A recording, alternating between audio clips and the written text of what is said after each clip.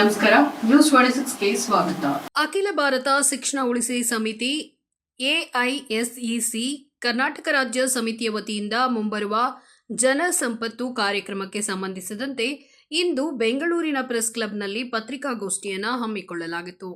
ಜನವಿರೋಧಿ ರಾಷ್ಟ್ರೀಯ ಶಿಕ್ಷಣ ನೀತಿ 2020ಕ್ಕೆ ಪರ್ಯಾಯವಾಗಿ ಜನಪರ ಶಿಕ್ಷಣ ನೀತಿಯನ್ನ ಅಂತಿಮಗೊಳಿಸಲು ಜನಸಂಪತ್ತು ಅಖಿಲ ಭಾರತ ಮಟ್ಟದ ಕಾರ್ಯಕ್ರಮವನ್ನ ಆಯೋಜಿಸಲಾಗಿದೆ. ಈ ಕಾರ್ಯಕ್ರಮದ ಪತ್ರಿಕಾಗೋಷ್ಠಿಯನ್ನ ಪ್ರೊಫೆಸರ್ ಎ ಮರಿಗಪ್ಪ, ಮಾಜಿ ಉಪಕುಲಪತಿಗಳು, ಹಂಪಿ ಕನ್ನಡ ವಿಶ್ವವಿದ್ಯಾನಿಲಯ ಹಾಗೂ ಅಧ್ಯಕ್ಷರು, ಜನಸಂಪತ್ತು ಸ್ವಾಗತ ಸಮಿತಿ, ಶ್ರೀ SG ಸಿದ್ದರಾಮಯ್ಯ, ಮಾಜಿ ಅಧ್ಯಕ್ಷರು, ಕನ್ನಡ ಅಭಿವೃದ್ಧಿ ಪ್ರಾಧಿಕಾರ ಮತ್ತು ಡಾಕ್ಟರ್ ಫ್ರಾನ್ಸಿನ್ ಅಸ್ಟಿಸ್ ಅಲ್ಮೇಡಾ, ಸಿಂಡಿಕೇಟ್ ಸದಸ್ಯರು, ತಜ್ಞರು, ನಿರ್ದೇಶಕರು, ಪಾಲ್ಕನ್ ಶಿಕ್ಷಣ ಸಂಸ್ಥೆಯ ಸಮೂಹ, ಶ್ರೀ RL ಮೌರ್ಯನ್, ನಿವೃತ್ತ ವಿಜ್ಞಾನಿಗಳು ಮತ್ತು ಶ್ರೀ ರಾಜಶೇಖರ್ VN, ಉಪಾಧ್ಯಕ್ಷರು AISEC ಕರ್ನಾಟಕ ಇವರು ಭಾಗವಹಿಸಿ ಮಾಧ್ಯಮ ಪ್ರತಿನಿಧಿಗಳೊಂದಿಗೆ ಸಂವಾದವನ್ನು ನಡೆಸಿದರು.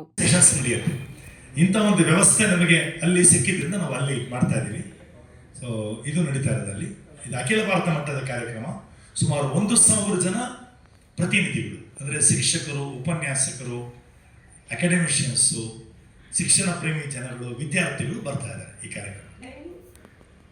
ಬೆಳಗ್ಗೆ 10 ಗಂಟೆಯಿಂದ ಸಂಜೆ 6 ಗಂಟೆ ತನಕ ಪ್ರೋಗ್ರಾಮ್ ಇರುತ್ತೆ.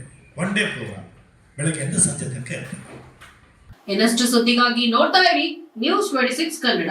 ನಾವು ನಿಮ್ಮೊಂದಿಗೆ.